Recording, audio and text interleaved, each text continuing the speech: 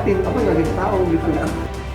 Agak sedikit harus memilah-milah nih sistem penilaiannya seperti apa.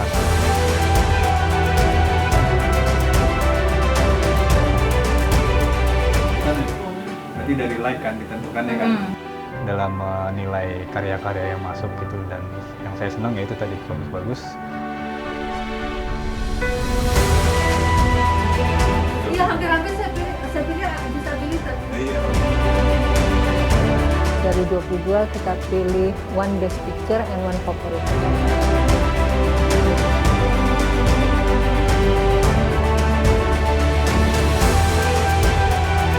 Sebenarnya tidak terlalu sesuai dengan topik, tapi maknanya bagus. Bingung nentuin sih, saling jagoin jagoannya masing-masing dari peserta.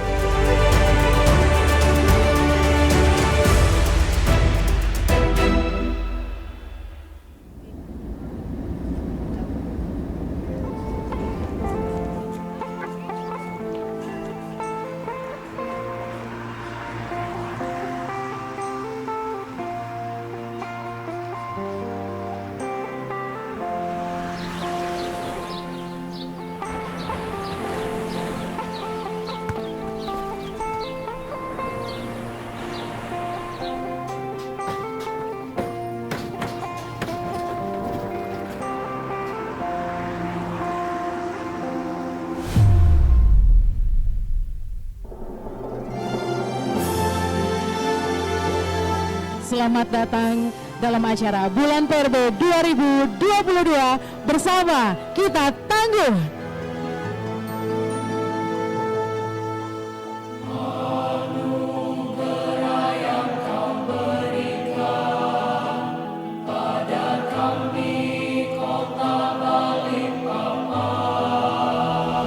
Tahun lagi akan hadir pohon-pohon baru di tanah kali ini.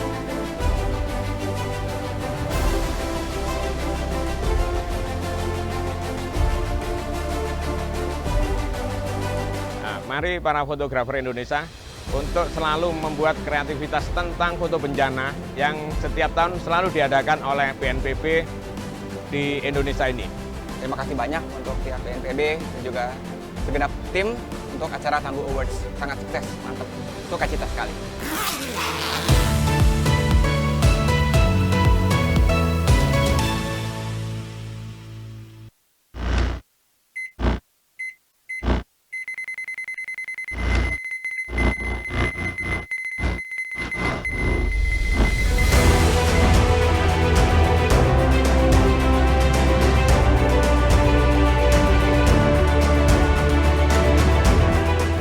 Tapi saya nggak diliatin, apa nggak dikasih tahu gitu.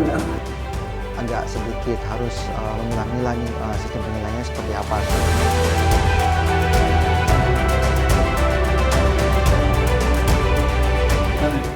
Berarti dari like kan ditentukan ya kan? Dalam menilai karya-karya yang masuk gitu, dan yang saya senang ya itu tadi bagus-bagus. Iya, hampir-hampir saya pilih disabilitas. Iya.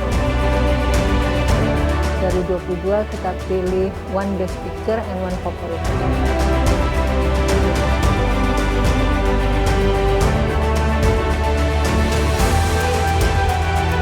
Sebenarnya tidak terlalu sesuai dengan topik, tapi maknanya bagus. Bingung nentuin sih, saling jagoin jagoannya masing-masing dari peserta.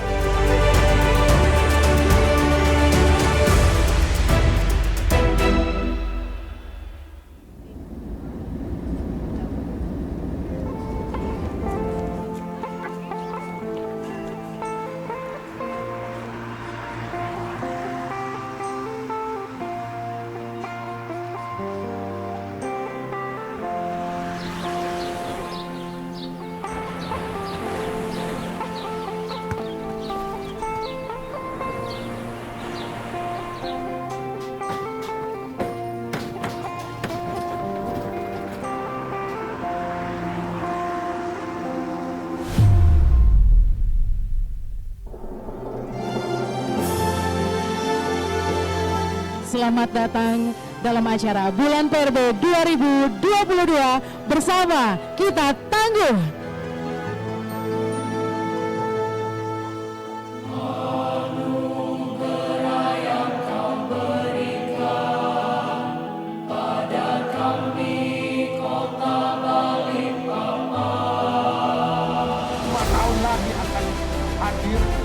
Pohon-pohon baru yang ditanam hari ini.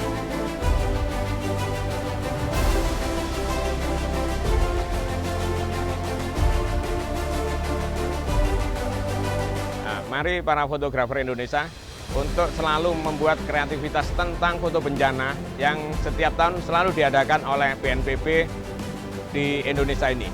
Terima kasih banyak untuk pihak BNPB dan juga segenap tim untuk acara Tangguh Awards. Sangat sukses, mantap. Sukacita sekali.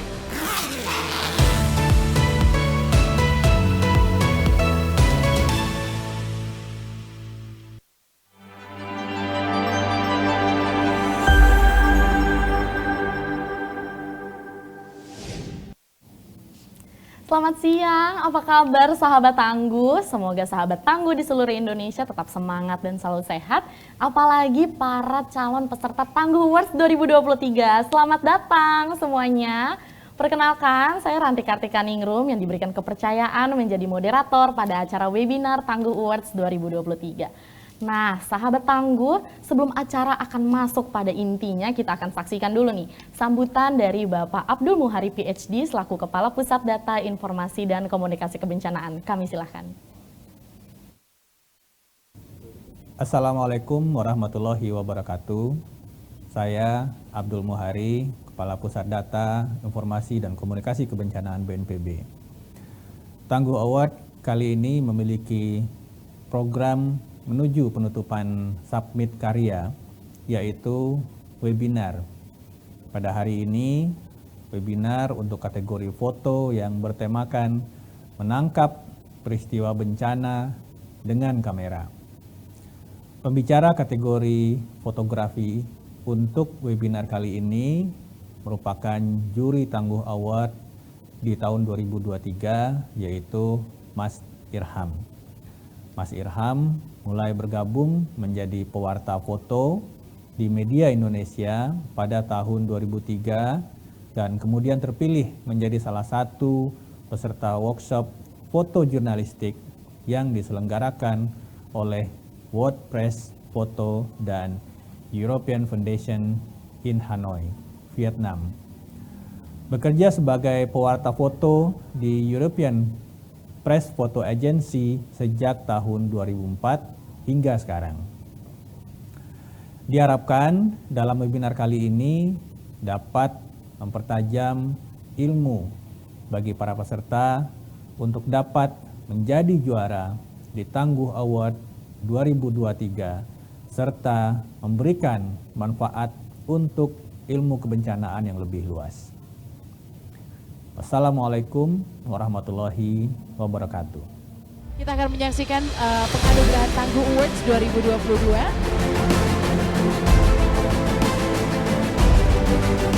Konsep piala yang juga berbeda, jadi ada bentukan pohon atau representasi dari hutan yang mungkin tidak berfungsi optimal, kemudian ada tameng yang khas dari Dayak Kalimantan yang menggambarkan keinginan untuk melindungi hutan tersebut, sehingga di depannya itu ada pohon yang rimbun atau hutan yang berfungsi kembali.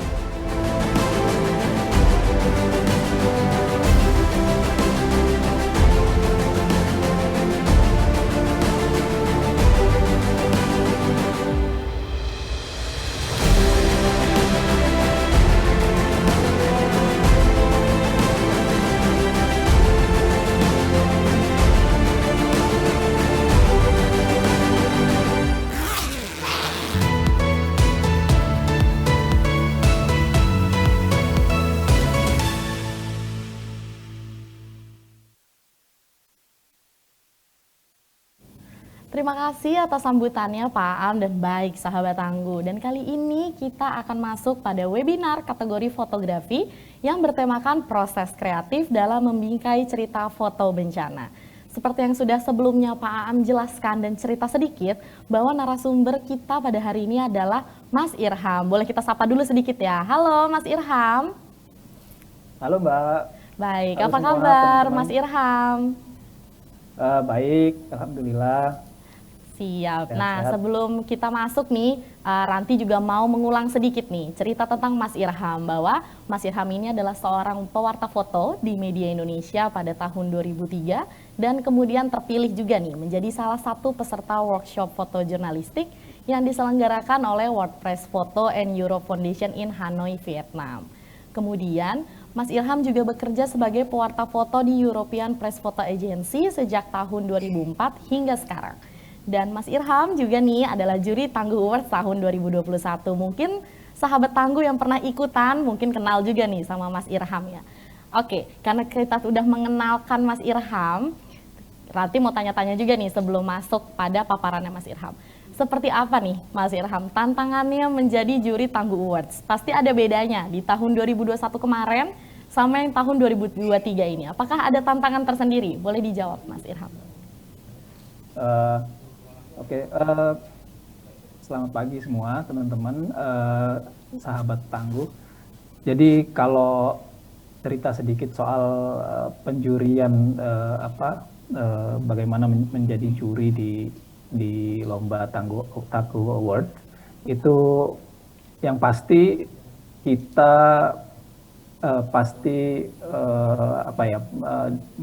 diharuskan memilih foto-foto terbaik dari banyak sekali karya yang masuk. Biasanya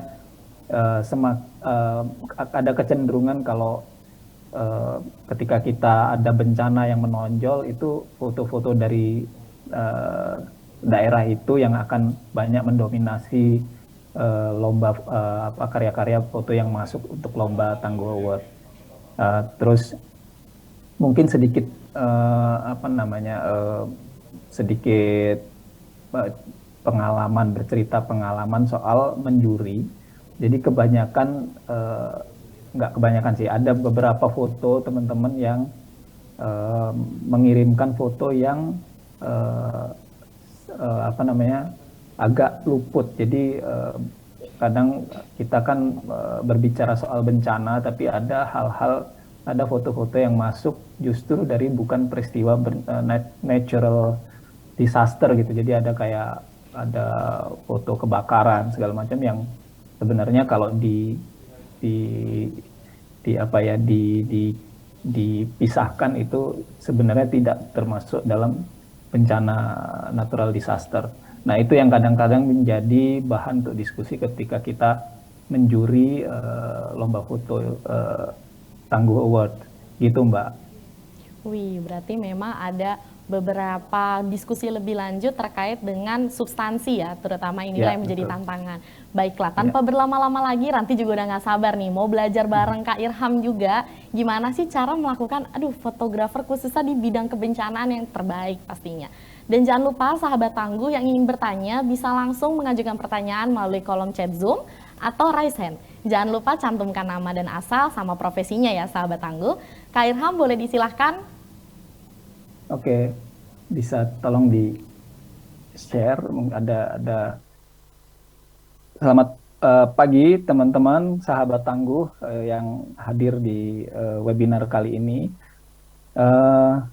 Sebelumnya saya mau mengucapkan terima kasih dulu untuk BNPB yang sudah kali ini kembali mengajak saya untuk berpartisipasi dalam acara Tangguh Award 2023, sebuah kehormatan buat saya, dan saya senang sekali bisa bersama-sama juri-juri yang lain ikut terlibat dalam Tangguh Award kali ini. Terima kasih juga buat teman-teman yang sudah hadir menyisihkan waktunya untuk ikut dalam webinar kali ini. Semoga bisa memberikan gambaran yang lebih jelas lagi bagaimana kita supaya bisa ikut dalam Tangguh Award kali ini, dan juga memberikan gambaran lebih soal bagaimana kita menggunakan fotografi untuk menyampaikan pesan dan berita soal kebencanaan. sebuah menurut saya sebuah hal yang menjadi kewajiban buat kita untuk sama-sama terus mengkampanyekan dan memberikan gambaran kepada masyarakat luas bahwa bagaimana kita hidup di tanah yang negara yang sangat rawan untuk dengan kejadian bencana. Jadi apa yang kita rasakan, apa yang kita ketahui sekarang akan sangat bermanfaat untuk keselamatan dan keselamatan kita di kemudian hari. Mungkin itu awalan buat memulai acara ini. Mungkin nanti kalau ada pertanyaan bisa langsung disampaikan. Nanti akan dibantu oleh teman-teman panitia. Jadi saya akan bercerita soal bagaimana meliput sebuah kejadian bencana dari kacamata saya. Kebetulan saya seorang jurnalis, jadi itulah yang akan menjadi background saya untuk bercerita bagaimana sebuah kejadian bencana itu perlu kita sampaikan ke khalayak luas. Oke, mungkin next bisa di gambar berikutnya. Oke, kita hidup di negeri bencana. Mungkin teman-teman sahabat tangguh semua juga sudah menyadari bahwa Indonesia ini rentan sekali dengan peristiwa dan kejadian bencana. Mulai dari mungkin bisa dilihat dari data dari BNPB yang saya ambil, ini data tahun 2022, sangat banyak. Bisa dilihat, sahabat tangguh bisa ngelihat total bencana ada 3.544 yang meliputi ada banjir, cuaca ekstrim, tanah longsor, kebakaran hutan, dan keringan juga ada. Dan ini bukan hanya tahun 2022. Jadi kalau sahabat tangguh bisa lihat, mungkin slide berikutnya. Ini tahun 2021, bahkan lebih banyak, ada 5.402 kejadian bencana. Yang termasuk di dalamnya yang paling banyak ada banjir, tanah longsor, cuaca ekstrim, juga ada kebakaran hutan, kekeringan, gelombang pasang, dan lain-lain. Mungkin slide berikutnya. Ini tahun 2020, ada 4.650. Dari 3 tahun yang data yang kita lihat, yang dicatat oleh BNPB aja, ini kita sudah sangat terlihat bagaimana sebuah bencana itu, kejadian bencana itu cukup sering terjadi di negara kita. Nah, itulah mungkin pentingnya kita sebagai dalam hal ini saya wartawan, jurnalis, dan juga teman-teman yang lain juga bisa ikut serta mengkampanyekan, memberitahukan atau menyampaikan pesan bahwa kita ini hidup di tanah bencana. Artinya sangat rawan terjadi bencana. Semakin kita tahu dan semakin kita mengerti soal bencana, itu akan bisa memberikan kita pengetahuan yang lebih, dan kemudian akan membantu kita untuk memberikan keselamatan untuk kita sendiri dan juga orang lain. Mungkin itu yang menjadi pembuka bahwa kita harus paham dulu bahwa kita hidup di negara yang sangat rentan dengan bencana. Mungkin next. Oke, understanding disaster. Kita harus sadar, kita sama-sama mungkin kita harus lebih banyak mengetahui sebenarnya bencana itu seperti apa, bagaimana bencana itu terjadi di negara kita yang memang sangat rentan ini. Itulah yang perlu kita gaungkan, bahwa bencana itu yang terjadi di negara kita itu cenderung cukup banyak cukup banyak macamnya. Jadi mulai dari bencana banjir yang apa hidrological disaster lah istilahnya, itu menyangkut air, cuaca, juga tanah longsor, bahkan ada gunung meletus yang hampir hampir sangat rutin terjadi di negara kita. Dan itu yang perlu kita pahami. Semakin kita memahami, kita juga bisa mempersiapkan diri untuk menghadapi hal-hal yang akan terjadi, bencana yang akan terjadi. Begitu juga saya sebagai jurnalis, semakin kita mengetahui bagaimana sebuah bencana itu terjadi dan bagaimana apa sih yang kerawanan-kerawanan apa yang harus kita hadapi di negara kita ini, itu akan memberikan kita lebih banyak kemampuan untuk mempersiapkan diri. Itu yang saya sebagai pribadi juga berusaha terus untuk memahami lebih untuk kebencanaan ini. Resiko apa yang perlu kita hadapi dan segala macam. Next. Nah, risk dan self assessment ini yang sangat penting menurut saya. Ketika suatu kejadian bencana terjadi, yang harus saya lakukan pertama adalah melakukan riset.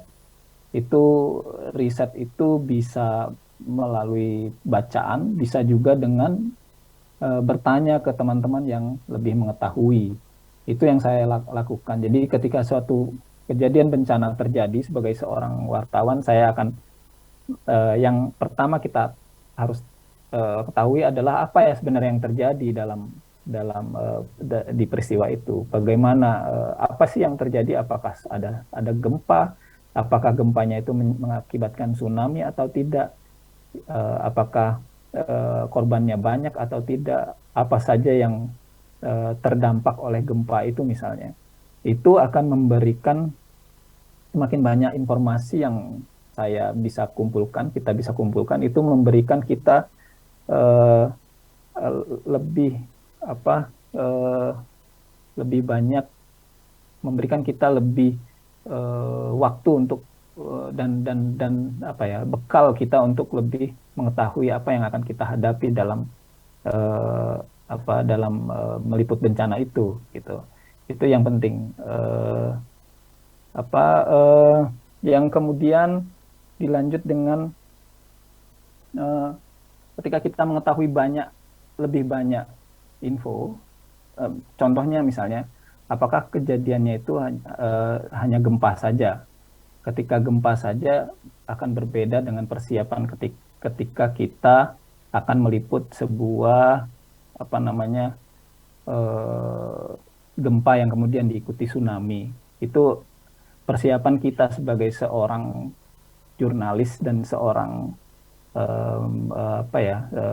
yang akan menuju ke lokasi itu adalah akan berbeda gitu. Ketika kita meliput banjir misalnya, itu tentu akan berbeda dengan ketika kita mendatangi sebuah lokasi gempa.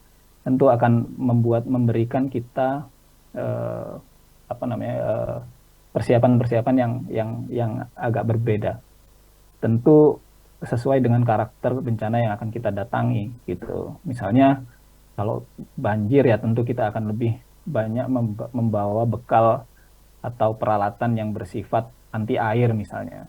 Tentu tidak kita bawa pada saat kita meliput gempa misalnya. Tentu ketika kita meliput gempa misalnya, apakah kita perlu membawa tenda dan segala macam. Itu yang memberikan semakin banyak kita tahu soal bencananya yang terjadi, akan memberikan kita kesempatan untuk mempersiapkan diri lebih bagus, lebih sesuai dengan apa yang akan kita hadapi. Next, what to prepare, ya ini yang saya tadi sempat singgung. Apa yang perlu kita siapkan? Misalnya menghadapi, misalnya kita mau liputan ke lokasi tsunami atau lokasi gempa atau lokasi banjir, itu tentu akan mempunyai alat yang kita bawa tentu berbeda dengan bencana yang lain. Kebetulan di foto ini adalah bencana tsunami di Aceh pada tahun kejadian 2004 kalau nggak salah ya. Para anggota TNI dan rescuer yang lain itu berusaha mengumpulkan korban dari sebuah sungai yang tertutup oleh tumpukan jenazah dan sampah. Ini sengaja dihitam putihkan supaya tidak terlalu mengganggu. Yang penting bisa terlihat apa yang mereka lakukan dan apa yang kita hadapi pada saat bencana. Nah, ini yang perlu kita lakukan. Salah satu adalah what to prepare, apa yang harus kita siapkan. Apakah kita perlu bawa tenda pada saat gempa, apakah kita perlu bawa masker, ataukah kita perlu bawa sepatu karet dan segala macam. Itu yang semakin kita siap, tentu kita semakin bisa menjaga keselamatan kita sendiri gitu di lokasi. Oke, terus next. Nah, yang kemudian berikutnya adalah working condition. Kalau kita di lokasi bencana itu mungkin sahabat tangguh harus bisa sama-sama mengingat-ingat gitu, menjadikan self bahwa kita harus punya bekal yang cukup untuk meliput, karena kondisi bencana biasanya adalah sebuah kondisi yang tidak ideal, tidak pernah ideal kita bekerja di kondisi bencana. Yang pertama mungkin makanan akan sangat susah akses, terus akses ke lokasi juga akan susah, pasti banyak bangunan-bangunan yang rusak dan segala macam. Itu yang harus kita ingat, kita tidak berada di lokasi yang normal-normal saja. Nah, ketika kita tidak berada di lokasi yang normal, itu kita harus siap dengan segala kondisi itu. Itu yang membuat kita, yang membedakan kita berada di sebuah tempat kejadian bencana. Foto ini saya ambil di Myanmar, yang terkena cyclone di Irrawaddy Delta. Saya kesempatan ke sana dan inilah yang agak membedakan, karena ketika saya ke sana itu pemerintahnya tidak welcome terhadap wartawan. Jadi ketika ada, selain kondisi bencana, saya juga dihadapkan dengan kondisi yang di luar kebencanaan, yaitu sisi dari pengamanan negara tersebut, karena mereka tidak memberi akses pada kita. Ketika kita tidak bisa masuk, tentu kita tidak bisa menampilkan, memberikan gambaran pada masyarakat di luar sana bahwa ada sebuah kondisi bencana yang tidak yang perlu perhatian di luar sana. Ini yang agak memberatkan ketika saya meliput di sana. Tapi rata-rata di kejadian kebencanaan di Indonesia itu selalu pemerintah kita dan juga aparat kita sangat terbuka dengan kedatangan wartawan, sehingga apa yang perlu kita jadi kondisi yang terakhir yang dihadapi oleh warga itu bisa tersebar, dan kemudian ketika tersebar akan memberikan gambaran yang jelas bagi para aparat yang lain dan juga aparat negara untuk bertindak sesuai dengan kejadian apa yang terjadi di lapangan gitu. Dan itu sangat berbeda dan sangat memudahkan untuk sangat bagus untuk para korban untuk segera mendapatkan pertolongan yang sesuai dengan apa yang sedang mereka hadapi. Mungkin next. Nah, ini juga, ini di tempat yang sama di Myanmar. No electricity, no signal, no food. Jadi kita harus siap dengan kondisi ini. Jadi ketika kita dalam hal ini menangkap peristiwa bencana dan menyampaikannya pada orang lain, itu tidak semata kita sedang memotret dan kemudian dapat foto yang menarik untuk dilihat orang lain. Tidak semata itu. Ketika kita berada di lokasi bencana, yang kita hadapi adalah hal-hal yang sulit seperti ini. Nggak ada electricity, nggak ada listrik, nggak ada sinyal, bahkan nggak ada makanan, bahkan mencari minum aja susah. Itu yang perlu kita perhatikan juga. Jadi jangan sampai kita mau memotret tujuannya baik, tapi keselamatan kita sendiri akan terabaikan. Mungkin itu. Next. Ini juga local knowledge, apa yang perlu kita ketahui tentang kondisi di lapangan, bagaimana masyarakat di sana, kehidupan masyarakat di sana. Semakin kita mengetahui latar belakang kehidupan masyarakat di sekitar, di lokasi, itu akan memberikan kita lebih kemudahan dalam melakukan pekerjaan kita di lapangan. Next. Oke, ini contohnya. Ini adalah gempa di Nias yang cukup besar dan korbannya cukup banyak pada waktu itu. Kenapa saya bilang local knowledge itu penting? Salah satunya adalah di sini. Ketika saya memotret di Nias, itu masyarakat di sana itu lebih ekspresif. Mereka lebih terbuka dalam memperlihatkan emosinya gitu. Dan ketika kejadian gempa seperti ini, mereka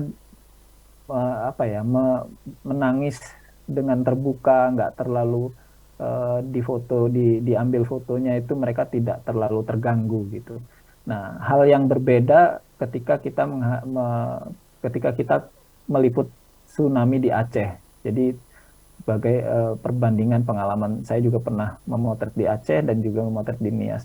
Di Aceh itu orang cenderung lebih tertutup dalam mengekspresikan kesedihannya. Jadi nggak sampai berteriak-teriak, mereka memanggil nama saudara-saudaranya, tapi lebih agak diam dan lebih karena mungkin perbedaan kultur dan budaya dari dua tempat ini yang agak berbeda gitu. Itu yang perlu kita tahu, bahwa ketika kita memotret orang menangis di Nias tentu tidak bermasalah, tapi mungkin ketika kita memotret di Aceh mungkin agak menurut mereka akan mengganggu. Jadi itu yang kita perlu ketahui. Local knowledge itu perlu kita pelajari juga supaya kita tidak mengganggu dan memberikan kesan yang justru tidak baik di mata masyarakat lokal yang saat itu terkena bencana. Next.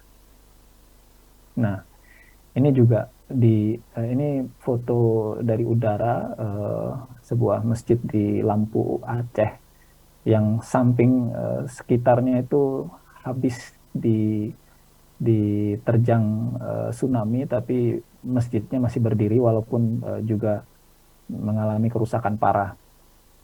Nah, ini yang saya cerita tadi, bahwa di Aceh akan tentu berbeda budaya dan latar belakang kehidupan masyarakatnya dengan di daerah-daerah lain. Itu yang perlu kita tahu. Semakin kita tahu akan semakin memberikan kita kemudahan dan dalam bekerja kita tidak menyinggung dan mengganggu orang lain. Nah, ketika kita memotret dalam sebuah kebencanaan, peristiwa bencana, yang perlu kita tahu, yang perlu kita kabarkan adalah pada saat kita pertama kali berada di lokasi, adalah yang perlu kita kabarkan adalah peristiwanya. Peristiwa tentu saja peristiwa yang terjadi. Misalnya itu banjir, ya kita memotret peristiwa banjirnya. Apakah orang yang sedang terjebak banjir, ataukah masyarakat yang lagi menyelamatkan diri, atau petugas yang lagi berusaha mengevakuasi warga dan segala macam. Foto-foto itu adalah the main story-nya, adalah foto peristiwa utamanya yang perlu kita kabarkan pada hari-hari pertama ketika kejadian itu terjadi. Nah, kenapa, apa yang membedakan dengan ketika kejadian itu sudah berlangsung beberapa hari? Untuk seorang jurnalis seperti saya, dan juga teman-teman yang lain mungkin, mengabarkan hal utama adalah sebuah langkah paling pertama yang kita lakukan dalam mengabarkan atau meliput sebuah kejadian bencana. Nah, tapi setelah beberapa hari setelah itu, kita mulai meliput atau mengabarkan peristiwa-peristiwa lanjutannya, misalnya peristiwa bagaimana masyarakat orang per orang menghadapi bencana tersebut, misalnya di rumah sakit ataukah dia di pengungsian, bagaimana mereka, apa yang terjadi, cerita personal dari orang-orang yang mengalaminya. Itu yang akan kita sampaikan berikutnya setelah tentu saja setelah kejadian utamanya sudah kita sampaikan, sudah kita kabarkan. Nah, itu yang biasanya kami lakukan sebagai jurnalis, dan juga kemampuan untuk melakukan hal itu sekarang tidak tertutup hanya pada jurnalis aja gitu. Karena semua orang punya kamera sekarang, punya paling tidak kamera handphone yang ada di saku setiap orang. Jadi setiap orang adalah sekarang tuh semua orang adalah fotografer. Jadi tidak bisa dipungkiri bahwa kita juga walaupun kita bukan jurnalis, kita bisa memotret kejadian yang terjadi di depan mata kita gitu. Nah, itu yang menjadi perbedaan sekarang dengan pada masa lalu yang tentu agak berbeda. Next. Oke, ini gempa di Jogja yang korbannya cukup banyak juga. Jadi para korban ini dirawat di rumah sakit. Next. Nah, ini yang saya bilang personal story. Selain tentu saja peristiwa utamanya adalah tsunami, ini saya ambil di sebuah pesantren yang isinya adalah anak-anak yatim piatu karena mereka orang tuanya menjadi korban tsunami. Anak-anak ini ketika kejadian tsunami mereka sedang bersekolah di Pulau Aceh. Mereka sedang bersekolah di atas bukit, sekolahnya berada di atas bukit. Nah, itulah yang menyebabkan mereka ini pada selamat, sedangkan keluarganya yang berada di pesisir itu terkena tsunami.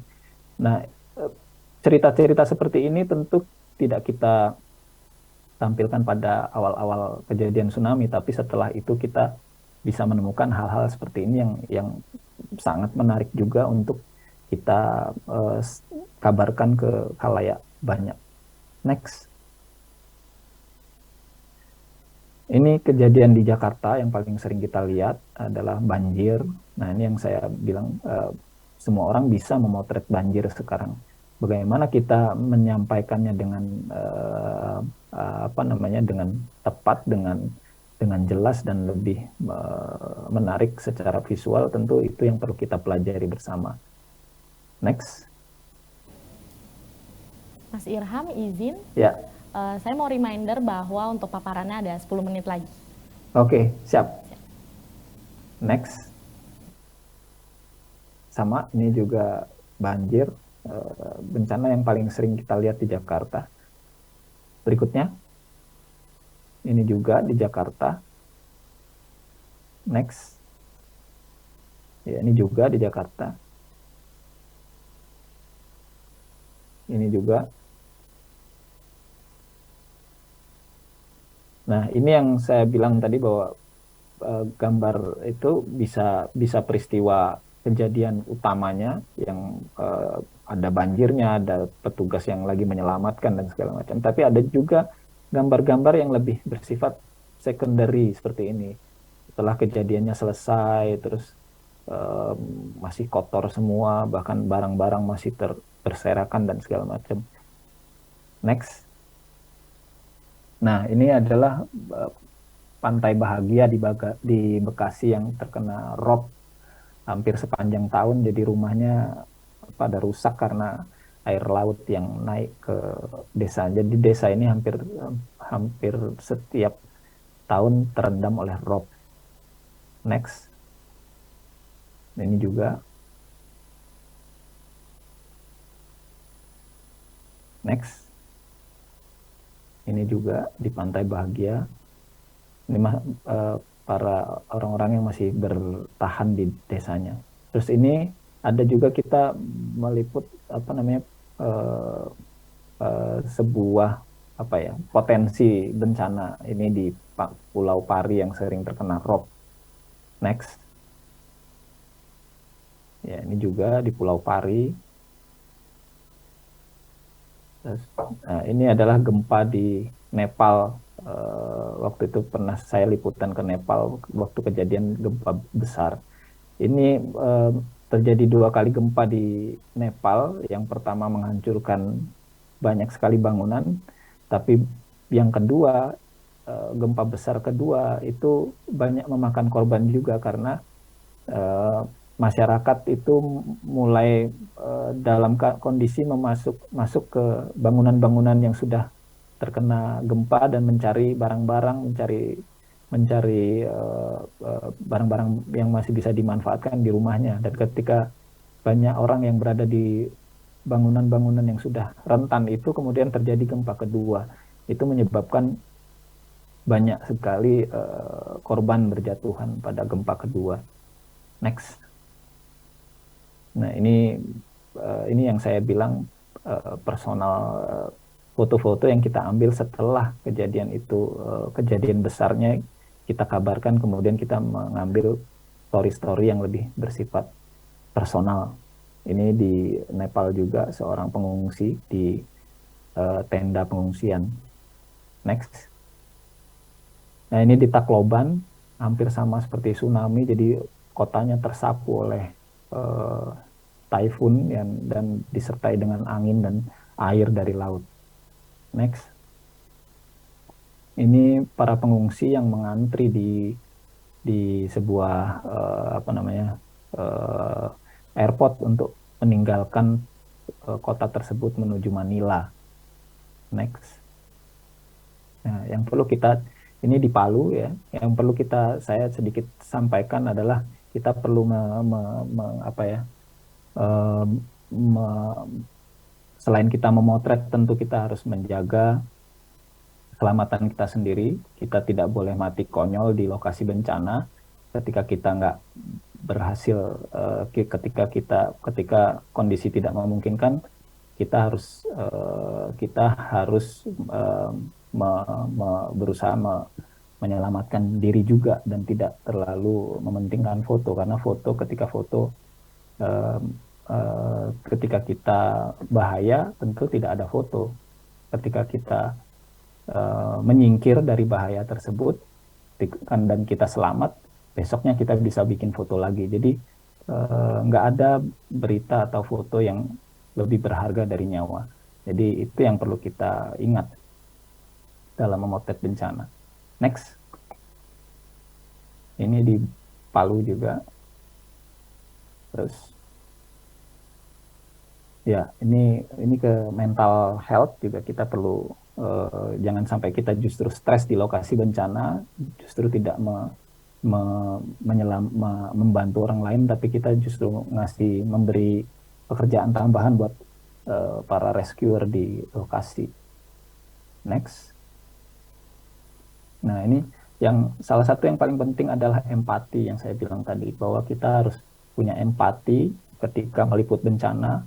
Orang-orang yang kita foto, kita ambil gambarnya itu adalah orang-orang yang sedang berduka, orang-orang yang sedang tertimpa bencana. Jadi kita perlu memberikan ruang buat mereka. Kita ketika mereka nggak mau difoto ya kita menyingkir atau memotret dari lebih jauh supaya tidak menimbulkan tekanan secara mental buat para korban. Next. Ini juga di Palu.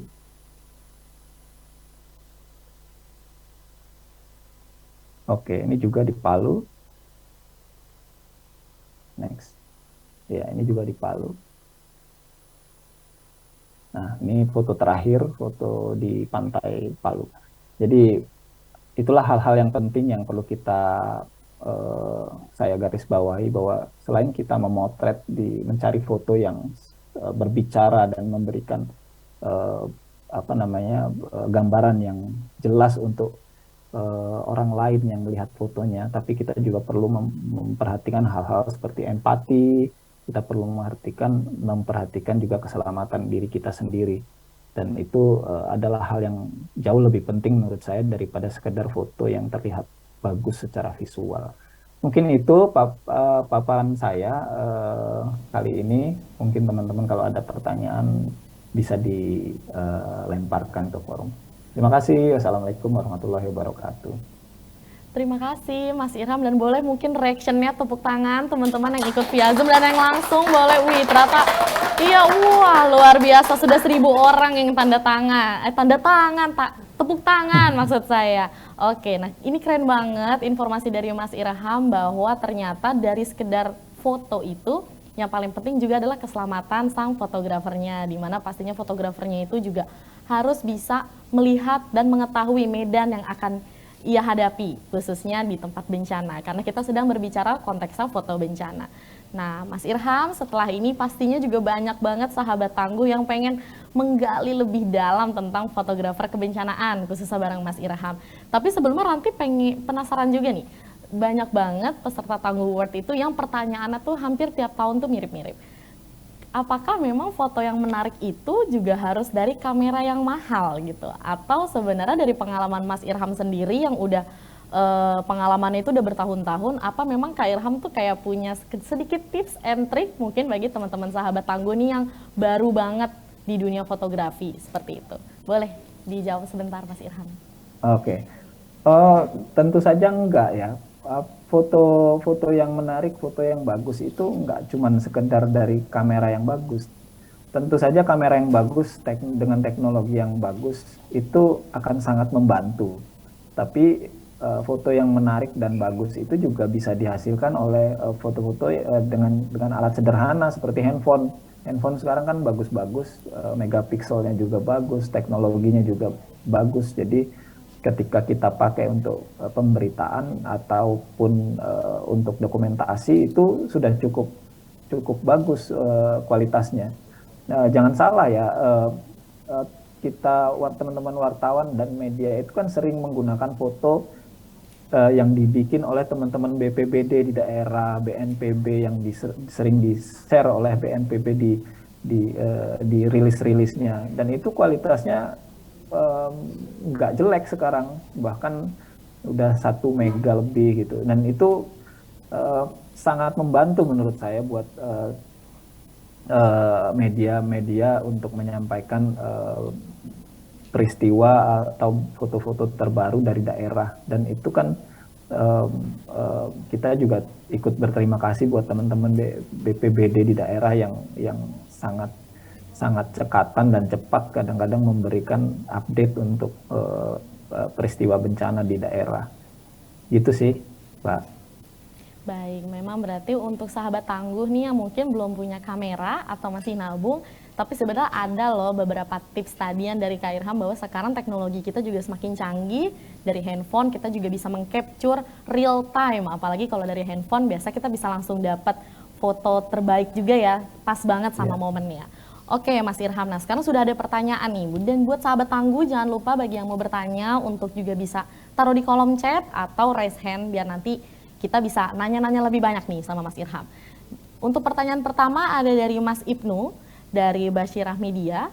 Izin bertanya, sebenarnya misi apa yang kita bisa angkat dari foto bencana? Karena kebanyakan foto bencana itu mengangkat sisi kesedihan. Seakan-akan hal ini menjadi wajar bagi media-media di Indonesia. Silahkan Mas Irham, apa mau langsung dijawab atau kita tampung dulu mungkin? Dijawab dulu juga lebih Langsung aja, boleh. gampang. Siap. Jadi pertama, misi tentu saja sebagai seorang jurnalis atau dalam hal ini media ya yang ditanyakan.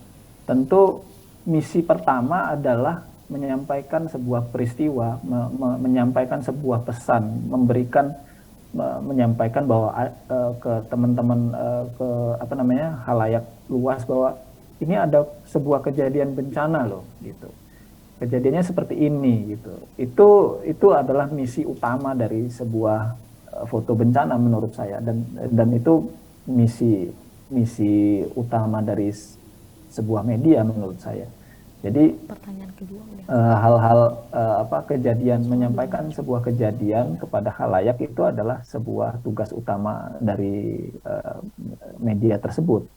Nah, terkait dengan misi yang lain tentu saja ada secondary missionnya. Itu bisa jadi kan ketika kita menggambarkan atau menyampaikan sebuah peristiwa bencana ke khalayak banyak, itu akan menimbulkan reaksi, dan itu adalah yang paling sebuah keberhasilan menurut saya ketika media itu bisa memancing atau memberikan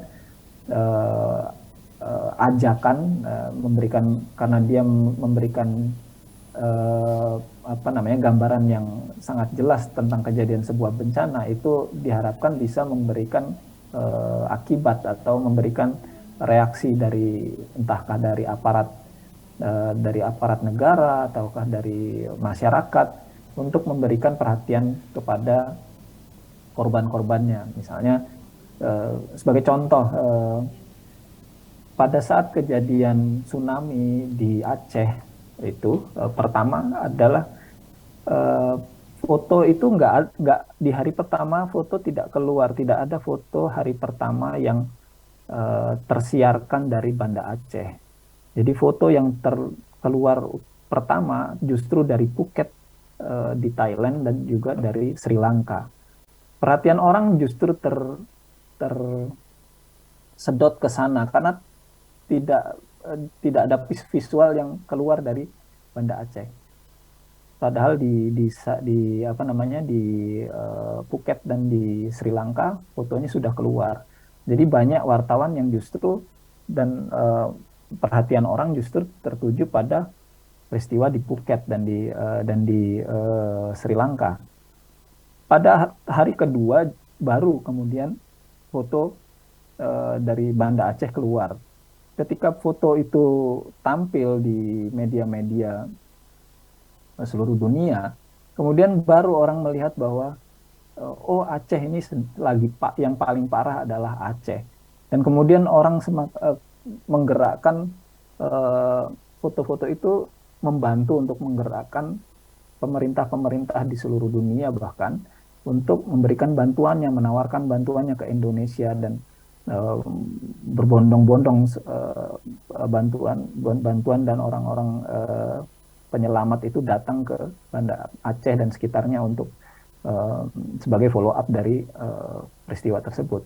Jadi visual atau foto dan berita yang keluar dari media itulah yang ikut membantu menggerakkan bahkan mengubah kebijakan, membuat kebijakan dari para petinggi-petinggi negara. Menurut saya itu yang dan misi itu adalah sebuah keberhasilan ketika itu bisa dicapai dari foto dan pemberitaan yang dibuat oleh media. Mungkin itu ya, Mas Ibnu, misinya. Terima kasih Mas Irham. Mau dilanjutkan lagi silahkan Mas Irham. Dan mungkin juga yang kita tampilkan, saya rasa kesedihan tentu saja jadi foto yang cukup sesuai dengan sebuah peristiwa kebencanaan. Kita tidak mungkin menampilkan orang yang bersenang-senang ketika kita mengabarkan sebuah foto bencana gitu, sebuah peristiwa kebencanaan. Mungkin itu. Baik, Mas Irham. Semoga menjawab. Siap. Dan ternyata memang kekuatan foto ini tidak hanya menumbuhkan empati, tapi bisa impact yang lebih besar ya, bukan hanya sekedar informasi, tapi benar-benar bisa menggerakkan bahkan dari sisi kebijakan dan juga kerjasama kita dalam membantu daerah yang memang sedang terdampak bencana. Kemudian Mas Irham, ada lagi dari Sunas, ingin bertanya apakah pernah terjadi orang yang tersinggung atau tidak nyaman dengan kehadiran jurnalis, dan bagaimana fotografer atau jurnalis ini harus menyikapi hal tersebut. Mungkin boleh dibagikan sedikit juga pengalaman yang Mas Irham. Oke. Terus terang pernah.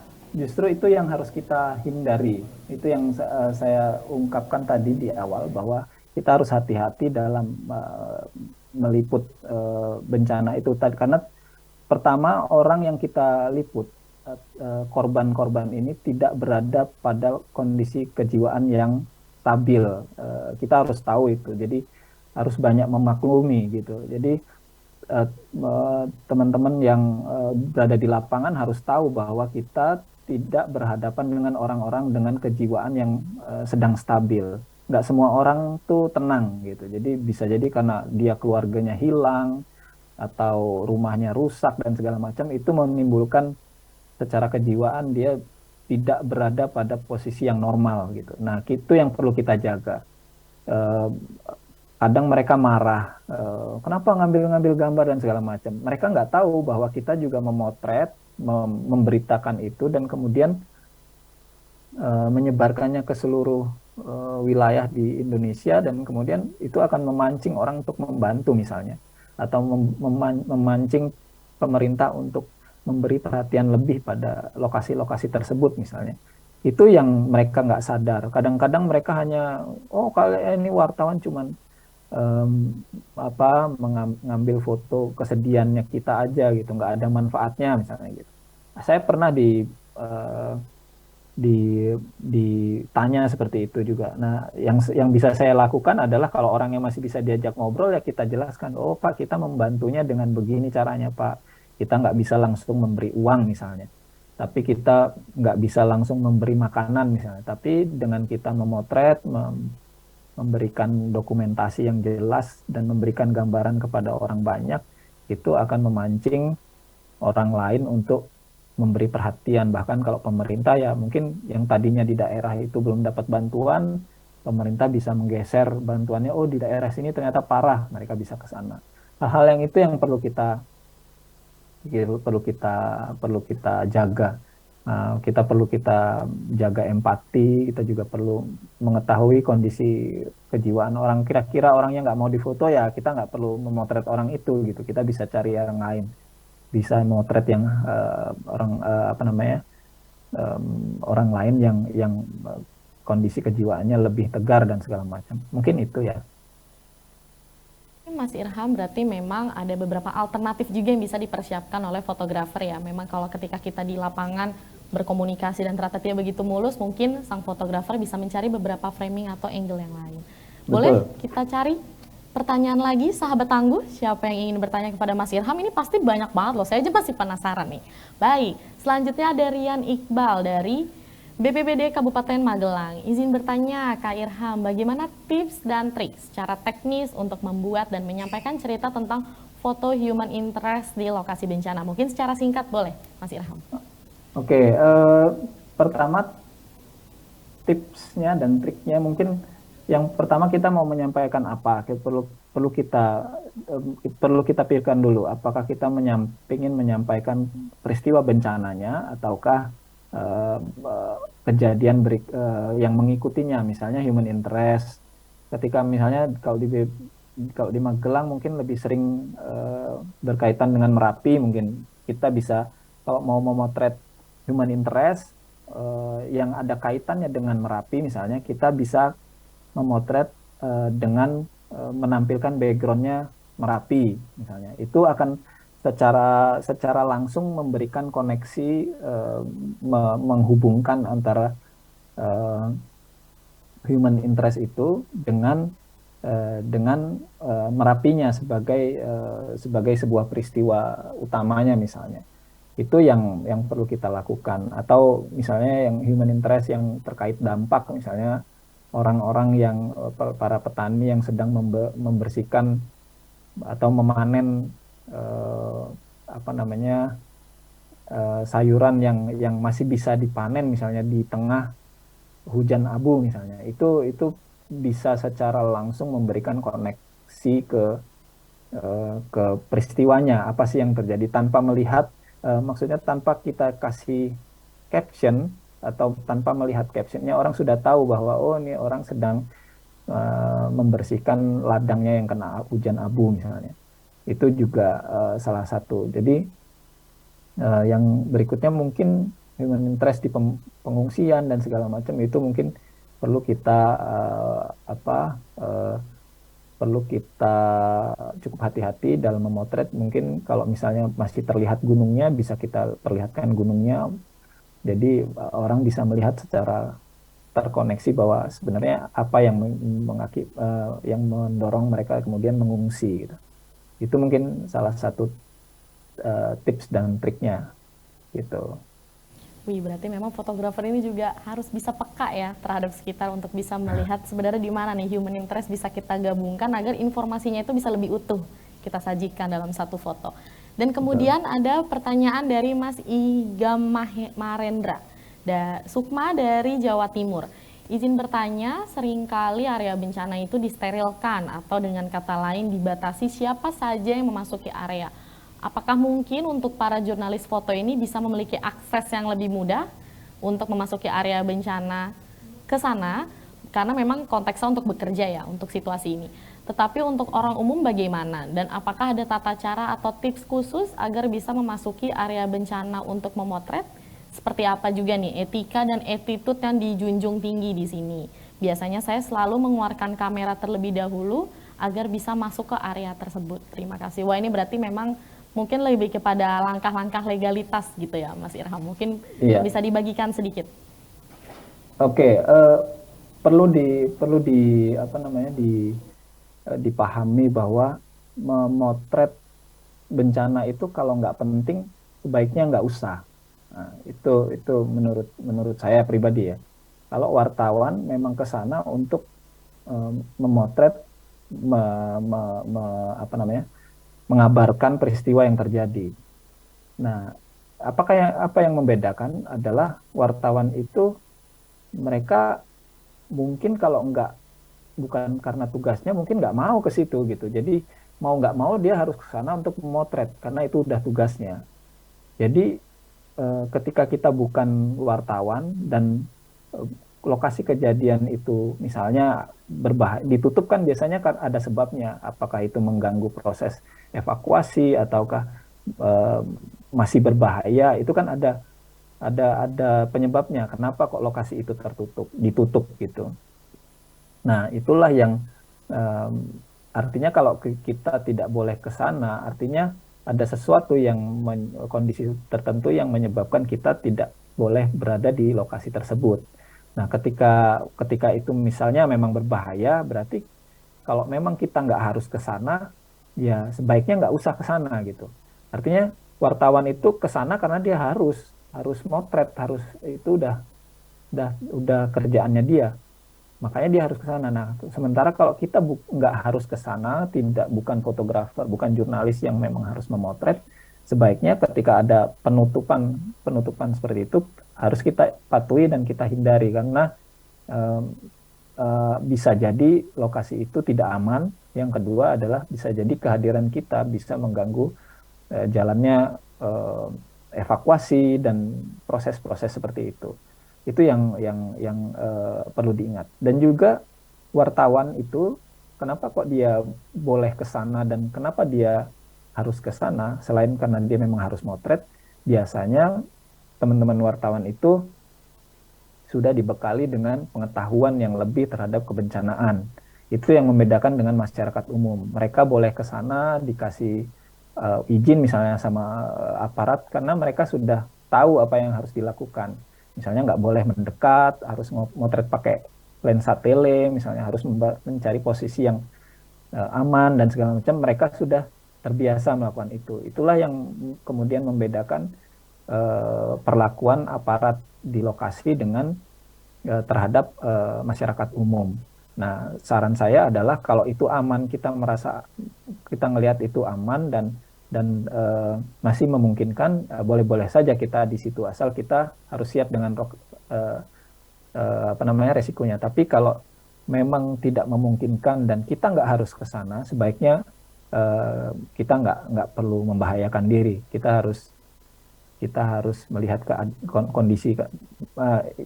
Kembali lagi ke yang saya sebut di awal, bahwa tidak ada foto atau berita yang lebih mahal harganya dibandingkan nyawa. Jadi kalau fotonya kita nggak dapat, nggak apa-apa, asal nyawa kita nggak hilang gitu, asal kita selamat. Tapi kalau kita sampai celaka, kan besoknya kita nggak bisa motret lagi, nggak ada berita foto-foto berikutnya. Jadi you first and then the pictures, itu yang selalu disebut sama bos saya waktu dulu. Jadi kita dulu baru fotonya. Kalau kitanya selamat, ya foto akan mengikuti. Tapi kalau kita mendahulukan foto, ya terus kita nggak selamat, besoknya nggak ada lagi foto dari kita gitu. Selesai kitanya kan, gitu. Mungkin semoga menjawab.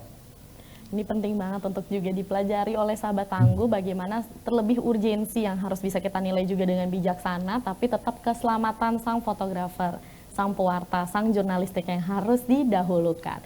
Terima kasih banyak Mas Irham atas diskusinya, berbagi pengalamannya. Nggak terasa sudah hampir 1 jam kita berdiskusi pada hari ini, saking asiknya sampai nggak berasa. Dan kita sudah tiba di penghujung acara, tapi sebelum itu sahabat Tangguh boleh nih coba on cam semuanya, kita mau foto bareng sama Mas Irham. Jadi walaupun kita nggak bisa bertemu langsung, masih harus by Zoom, tapi kita bisa loh menyatukan kebersamaan kita dengan kita foto bareng. Kapan lagi nih 1 frame sama Mas Irham? Coba, mana kita lihat nih senyum-senyum manisnya, wih. Apakah ada yang baru bangun atau ada yang belum makan? Kayaknya ada yang belum makan nih, kelihatan dari wajahnya agak-agak nahan lapar gitu ya. Baik, gimana nih? Semuanya sudah siap dengan gaya terbaiknya? Boleh. Gimana sang fotografer? Sekarang kita fotografernya lewat Zoom dulu ya. Boleh dihitung bareng-bareng? Oke. 3, 2, 1. Oke, boleh sekali lagi mungkin salam tangguhnya nih, biar kita sama-sama tangguh bareng-bareng. Coba kepalkan tangannya semuanya. Oke, boleh salam tangguh, kami hitung. 3, 2, 1. Siap. Oke, slide selanjutnya, jangan lupa sebentar masih salam tangguh. Tahan dulu tangannya. Iya, baik. Agak pegel tapi nggak apa-apa, biar kita dapat foto bareng Mas Irham. Oke, 3, 2, 1. Oke, sekali lagi boleh? 3, 2, 1. Wih, terima kasih banyak semuanya yang sudah bergabung pada webinar hari ini. Tentunya juga kepada Mas Irham yang sudah berbagi informasi kepada kita dan berdiskusi tentang Tangguh Awards, terutama pada kategori foto. Semoga nanti Mas Irham tetap semangat sampai di penjurian ya, Mas Irham. Ya, terima kasih. Siap. Dan sahabat Tangguh, terima kasih dan juga terlebih kepada Kepala Pusat Data Informasi dan Komunikasi Kebencanaan, Bapak Abdul Muhari PhD, serta Panitia Tangguh Awards 2023, tentunya sahabat Tangguh yang menjadi peserta di waktu yang sangat-sangat berharga ini. Dan semoga webinar kali ini bisa memberikan pencerahan, penerangan, dan tentunya memberikan wawasan kepada kita semua. Dan jangan lupa sampai jumpa di Lomba Kreativitas Tangguh Awards 2023. Segera kirimkan karya terbaikmu dan jadilah juara. Salam Tangguh, sampai ketemu lagi.